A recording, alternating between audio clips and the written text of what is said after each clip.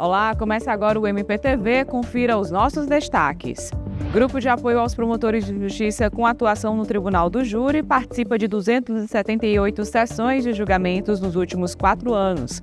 Após a atuação do PROCON, Justiça determina que o Humana Saúde garanta atendimento a pacientes com transtornos globais de desenvolvimento. O Ministério Público do Trabalho alerta sobre violações de direitos de trabalhadores domésticos e reforça combate ao trabalho escravo e infantil. Procuradora-Geral de Justiça realiza visita institucional ao Tribunal de Justiça do Piauí. Essas e outras informações você confere a partir de agora.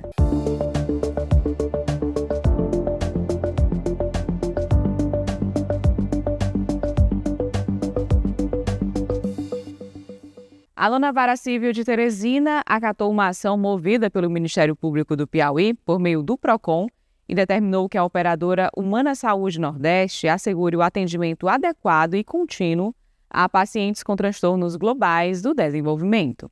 Elis e Fábio são pais de Bernardo, que tem 5 anos de idade.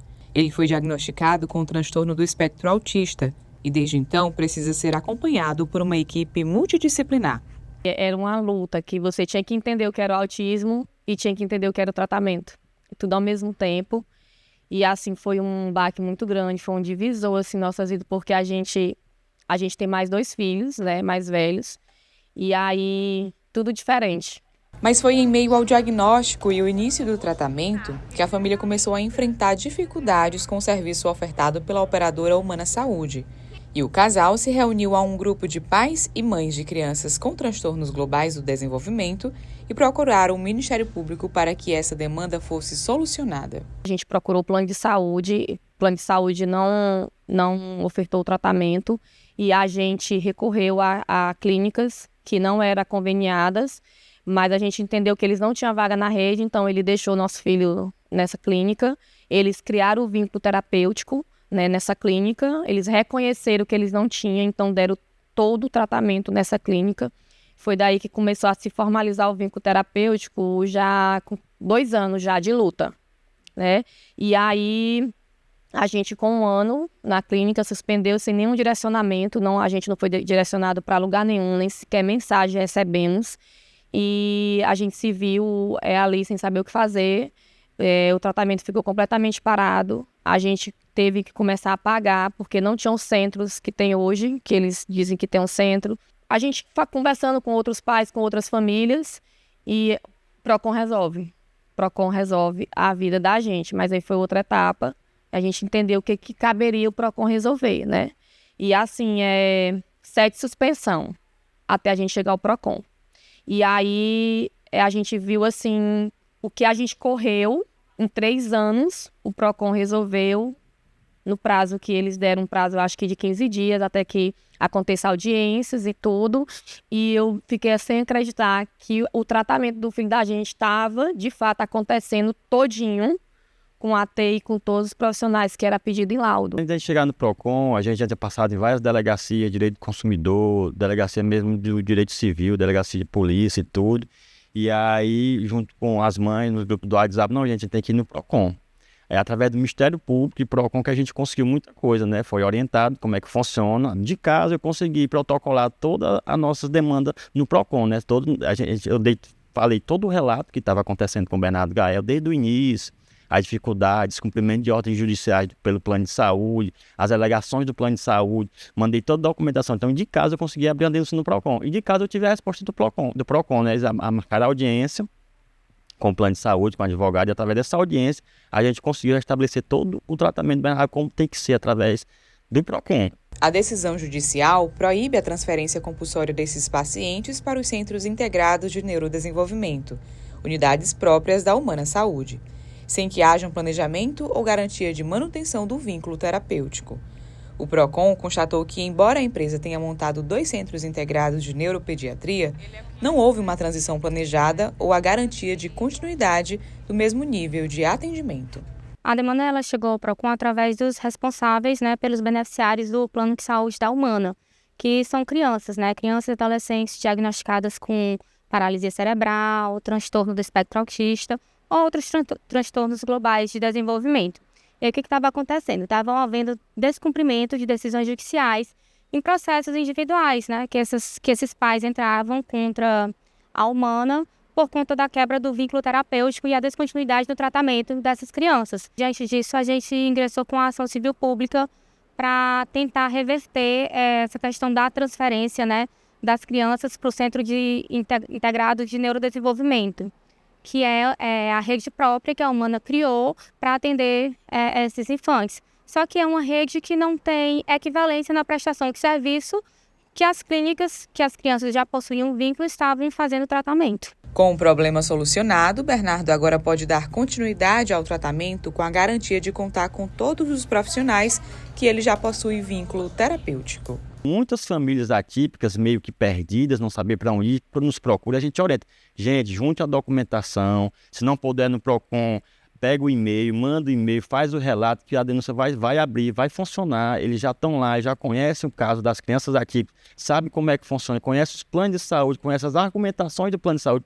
porque o plano de saúde que já argumenta hoje que se for bancar o tratamento das crianças atípicas vai quebrar. Sendo que qualquer pessoa hoje, aqui em Teresina, qualquer lugar, tiver acesso à internet e bota lá faturamento dos planos de saúde nos primeiros 3 meses de 2025, é das ordens de bilhões. Então, como é que eles vão quebrar? E o tratamento do autismo não é para sempre. Se for feito na época certa, no momento certo, ele vai ter alta, ele vai ter só as manutenções. Agora, se não for feito, aquele tratamento é eterno. Por quê? Porque não tem resultado. Então, através do PROCON, através das ações do Dr. Nivaldo, das fiscalizações, a gente conseguiu muita coisa, não só para a gente, mas para todas as famílias atípicas. E as famílias atípicas que estiver precisando hoje, pode procurar o PROCON, que tem resolutividade lá no PROCON. A gente foi muito bem recebido, nós fomos ouvidas, eles tiveram empatia pela gente, eles sentiram a dor da gente junto com a gente. Ele viu a situação de várias crianças, porque a gente, em algumas situações, a gente conseguia levar os filhos da gente, eles estavam vendo ali, porque a maioria das vezes também eles veem que é como se fosse uma invenção, é como se realmente aquilo não acontecesse, né? E é muito real isso. Hoje meu filho tem 5 anos, né? Então, com 18 anos, ele entra na categoria de adulto. O que eu vou entregar para a sociedade? Né? Eu não estando aqui na minha falta, como é que vai estar? Então, o tratamento é sobre várias coisas. O tratamento é sobre inserir aquele ser humano na sociedade. E o MPTV conversa agora com o promotor de justiça Márcio Carcará, ele que é coordenador do Grupo de Apoio aos Promotores de Justiça, com atuação no Tribunal do Júri, o nosso GAEJ. Doutor, seja bem-vindo mais uma vez ao nosso MPTV. É um prazer poder novamente falar com a MPTV e explicar um pouquinho do trabalho do GAEJ. A gente vai falar especificamente sobre o trabalho realizado nos últimos 4 anos, né? Temos aí o relatório de 2021 a 2025, mas a gente começa, doutor, falando sobre qual é o papel da atuação do GAEJ. O grupo de atuação especializada do Ministério Público voltado para o Tribunal do Júri, ele se destina essencialmente a auxiliar os colegas que se encontram assoberbados por trabalho em suas comarcas ou envolvidos com casos complexos, notadamente casos envolvendo facções criminosas ou crimes de pistolagem, feminicídios. E esses colegas solicitam o auxílio ao grupo. O grupo tem essa atuação especializada voltada especificamente ao Tribunal do Júri e à designação de um membro do grupo. Esse membro do grupo, ele se dirige até a comarca em que o colega solicitou o auxílio e auxilia o colega ou, eventualmente, caso não haja o colega e este júri seja pautado pelo judiciário, para que realize essa sessão e obtenha o melhor desempenho possível. E quais foram os principais desafios encontrados nos anos, né, entre 2021 e 2025, já trazidos por esse relatório? A sociedade piauiense atravessa um momento bastante peculiar. Nós, com a pandemia, a gente percebeu o aumento dos crimes, especialmente os crimes de violência doméstica, os crimes de feminicídio e a ascensão vertiginosa das facções criminosas. Então, o GAEJ, ele tem voltado suas atenções essencialmente para esses 2 crimes que normalmente envolvem uma certa complexidade.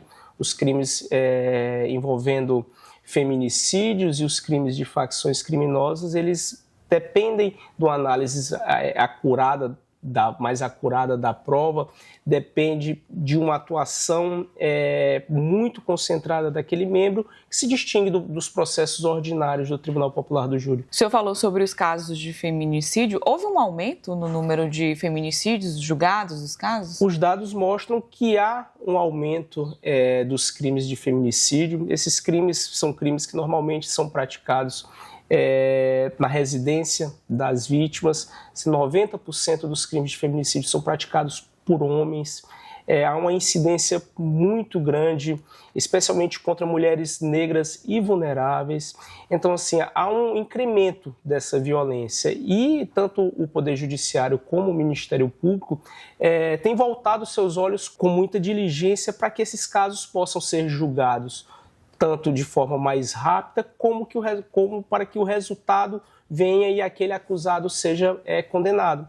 São crimes que envolvem situações um tanto peculiares, porque às vezes a mulher, quando ela não vem a óbito, ela se reconcilia com a vítima, com o acusado. Às vezes há uma pressão muito intensa de filhos e de familiares para que essa mulher se reconcilie com aquele acusado.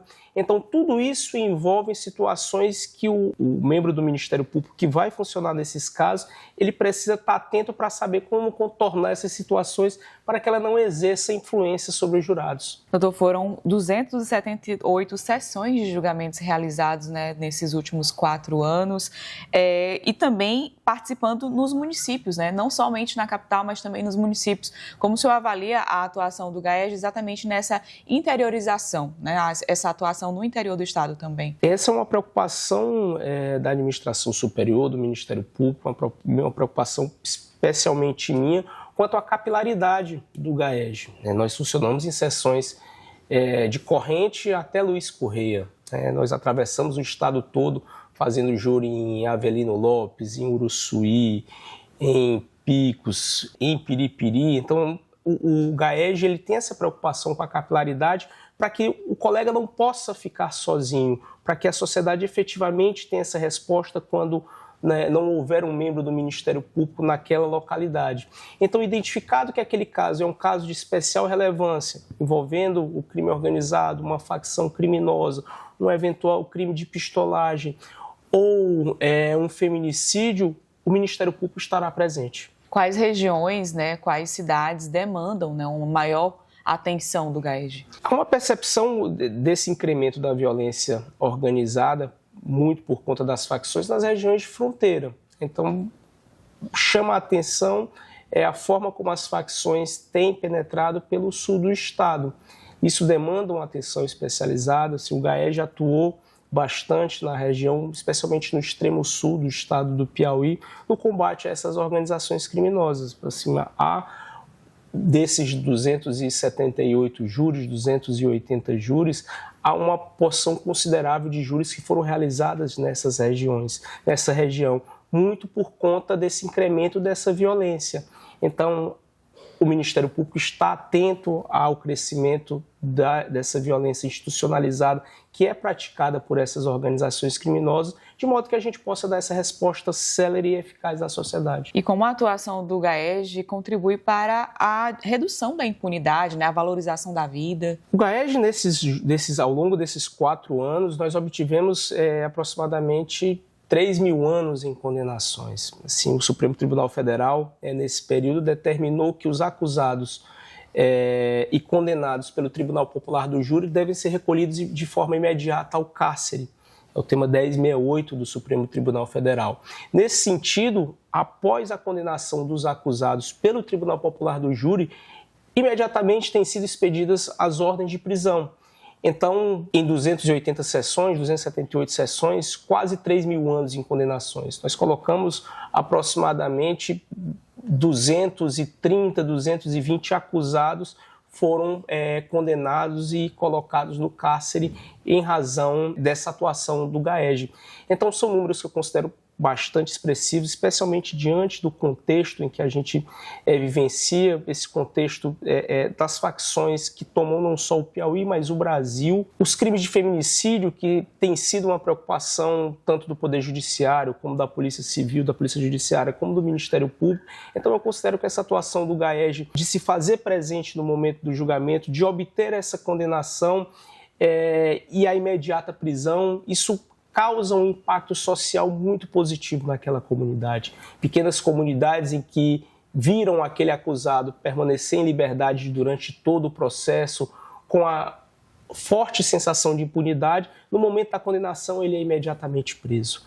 Aquilo dá um retorno, aquilo dá uma resposta e a sociedade se sente defendida pelo Ministério Público. Doutor, há algumas ações ou estratégias pensadas pelo GAERJ para a atuação nos próximos anos? O GAERJ pretende focar especialmente agora nas vítimas. Assim, é óbvio que a vítima tem sido e é a nossa preocupação principal, mas é necessário que se dê uma atenção maior para as vítimas. É necessário que o GAERJ faça uma atuação articulada junto ao NAVE do Ministério Público, para que a gente possa trazer a vítima e fazer com que a vítima esteja presente nos julgamentos. Não raro, as sessões em que participamos, nós percebemos que os familiares da vítima ou a vítima sequer sabem que aquele julgamento está acontecendo.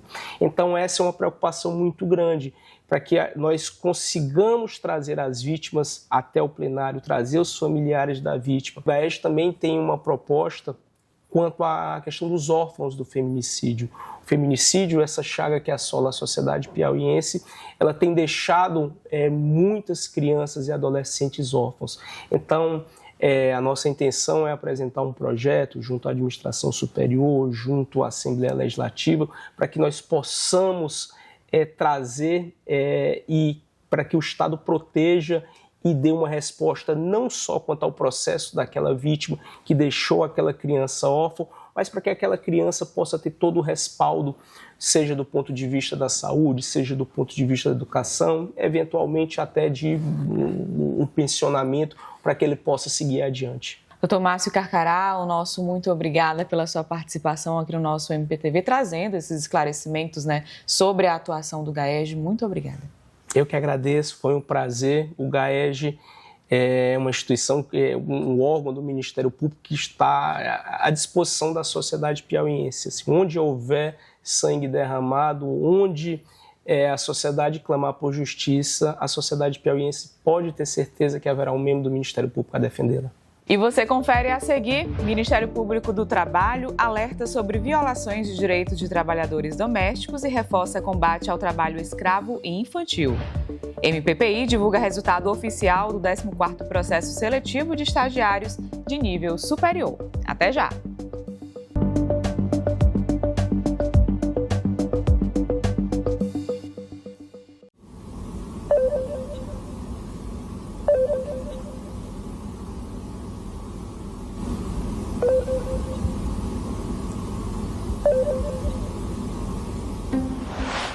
A Arapuca tá armada para você cair. Números estranhos pedindo transferências ou seus dados. Tome cuidado. É golpe. Ligue 127 e denuncie crimes virtuais. Apoio Ministério Público do Piauí. Aí, Maria, foi promovida, parabéns. Aê! Vai acumular umas funções, mas você consegue. Não, ela dá conta sim. Cargo de chefia vai coordenar tudo. Super tranquilo. Você vai conseguir, Maria. Gente, eu vou ali rapidinho e já volto.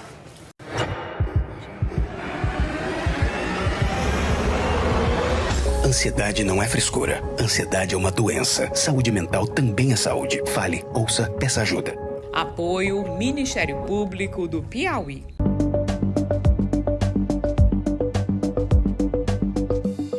Estamos de volta com o MPTV. No dia 22 de junho é celebrado o Dia Internacional do Trabalhador Doméstico, data que reconhece a importância e a dignidade de pessoas que atuam no cuidado dos lares brasileiros. E o Ministério Público do Trabalho no Piauí ressalta que a data serve também como um momento de reflexão e de alerta. Apesar dos avanços legais, o trabalho doméstico ainda está entre os que mais sofrem com violações de direitos trabalhistas.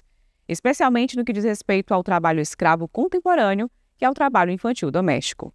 O procurador do Trabalho, Edno Moura, coordenador regional de erradicação do trabalho escravo do MPT Piauí, dá mais detalhes sobre o assunto.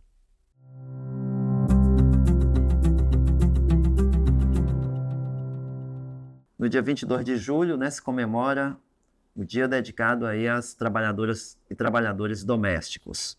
É uma categoria que durante muito tempo foi tratada de uma forma bastante discriminatória, infelizmente ainda continua.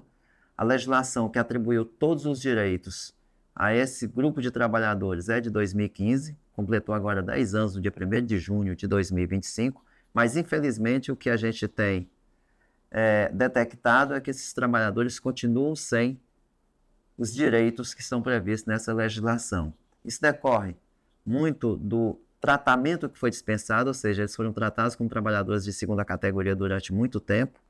Quando adquiriram esses direitos previstos na legislação que está em vigor, ainda assim não foram implementados. Então nós temos uma informalidade muito grande nessa categoria, o que resulta, obviamente, na violação desses direitos. Além do mais, nós temos uma cultura de tratar as trabalhadoras domésticas como no trabalho de semi-escravidão, e a gente tem notado isso quando a gente detecta que muitas das trabalhadoras, elas vêm dos municípios do interior, ainda criança ou adolescente, e continuam trabalhando durante a fase adulta, sem nenhum tipo de direito, apenas para receber em contrapartida alimentação e moradia. É isso que a gente tem detectado nos últimos anos aqui na atuação do Ministério Público do Trabalho, que caracteriza muitas vezes o trabalho escravo doméstico. Uma outra grande preocupação do Ministério Público do Trabalho é com o trabalho escravo infantil, que infelizmente é o início do trabalho escravo doméstico lá na frente. Então muitas crianças vêm principalmente para cuidar dos filhos de pessoas nos centros urbanos, em Teresina e outros centros urbanos aqui do estado do Piauí, e acaba sendo tratada como empregados sem direitos, sem nenhum tipo de direito. A gente tem uma dificuldade adicional no enfrentamento a essas irregularidades do trabalho doméstico, que é a dificuldade de você ingressar nas casas das pessoas pela proteção constitucional do domicílio. Isso faz com que tanto a informalidade, como crimes como o trabalho escravo, ou como graves violações ilícitas como o trabalho infantil doméstico, eles continuem existindo aí com o beneplácito da sociedade e as dificuldades que os órgãos de fiscalização e que o Ministério Público do Trabalho em particular tem para enfrentar todos esses ilícitos trabalhistas.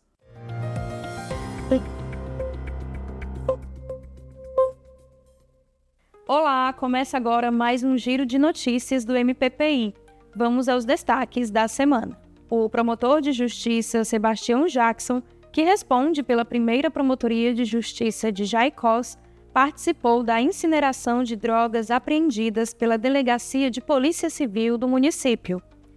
A destruição ocorreu na Cerâmica Nova Sé, localizada na zona rural de Jaicós, e obedeceu aos protocolos legais e normativos que disciplinam a inutilização de substâncias entorpecentes no Estado. A segunda Promotoria de Justiça de União realizou uma vistoria técnica nas dependências da Superintendência Municipal de Trânsito, STRANS, do município. A inspeção foi conduzida pelo promotor de justiça Rafael Maia e buscou verificar a conformidade da estrutura administrativa e operacional do órgão com as exigências estabelecidas pelo Código de Trânsito Brasileiro, pelas resoluções do Conselho Nacional de Trânsito e pela legislação municipal.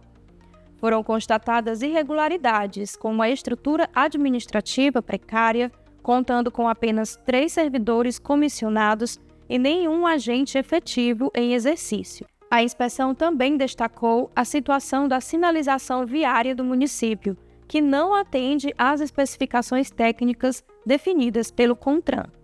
O promotor requisitou uma manifestação urgente da administração municipal, exigindo medidas imediatas para a reestruturação e adequação da STRANS às exigências legais vigentes. Caso essas providências não sejam adotadas, o MPPI poderá tomar medidas judiciais.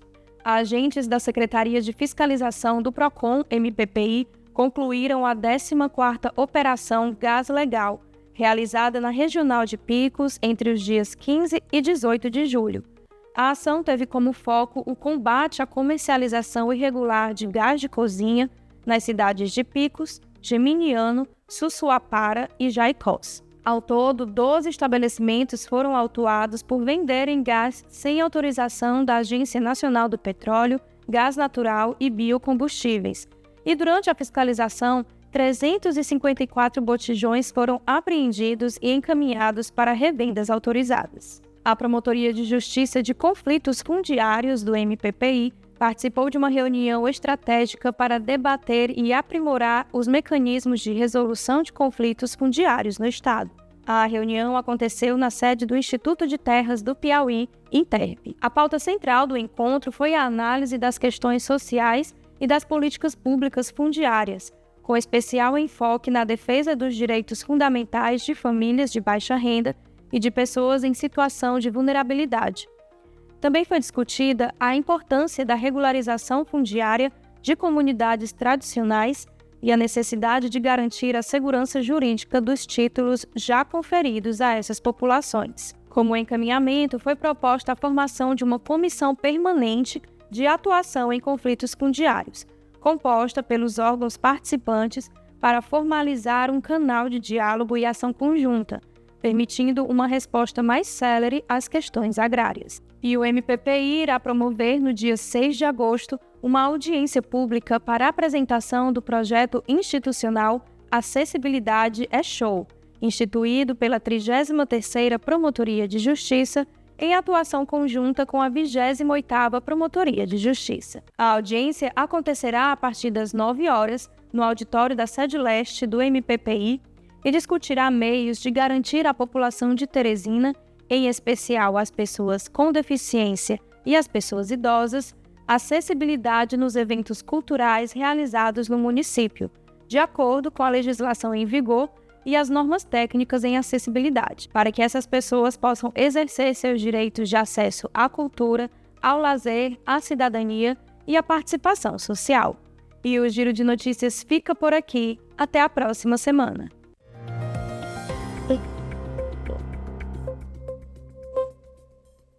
A Procuradora-Geral de Justiça do Piauí, Cláudia Seabra, realizou visita institucional ao Tribunal de Justiça do Estado do Piauí. Na ocasião, ela foi recebida pelo presidente do TJ, o desembargador Aderson Nogueira. Também participaram da visita o Corregedor-Geral do MPPI, Fernando Ferro, o Subprocurador-Geral Jurídico, Hugo de Souza Cardoso, e o Subprocurador-Geral Administrativo, Plínio Fontes. E os consultores da presidência do TJ, o desembargador Antônio Noleto e o advogado Palha Dias. A agenda teve como objetivo fortalecer o diálogo e a cooperação entre as instituições, no intuito de estabelecer as parcerias para a promoção da cidadania e da justiça.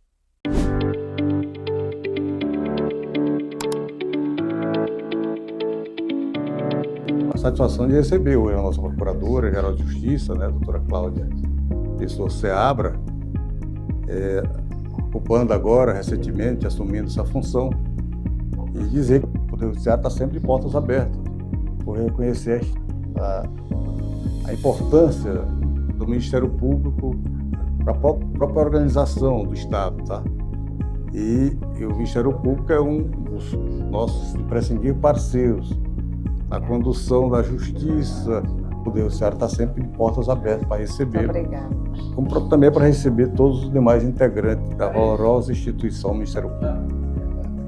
Nós aqui agradecemos a acolhida do desembargador Aderson Brito, que comanda hoje com muita humanidade, com muita integridade, com muita vontade de fazer o melhor pela sociedade, pelo jurisdicionado do Piauí, e a acolhida, reiterando o nosso propósito, desembargador, de manter essa proximidade, para o bem da justiça, dos piauienses e da própria funcionamento do sistema de justiça. Muito obrigada.